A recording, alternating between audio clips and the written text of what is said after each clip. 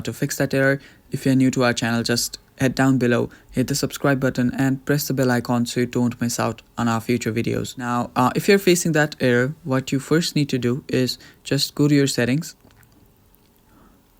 or before going to settings, just go to your app store and check if your Facebook is up to date. Now, if your Facebook is not up to date, just make sure that you update your Facebook.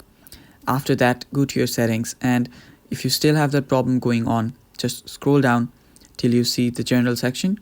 Go to general, and if you scroll down, you will see iPhone storage option. Click on iPhone storage and search for Facebook.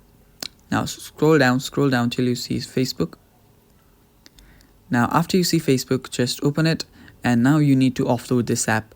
Now offloading this app will free up storage used by the app, but keep its all document. So it will keep all of your data stored in your phone, but it will just offload the app. It will just free up storage used by the app, and you can reinstall it again and use it, and your problem should get fixed. But if it does not get fixed, what you can still do is you can just uninstall your Facebook app completely and reinstall it, and if the problem is caused by a bug, it should get fixed.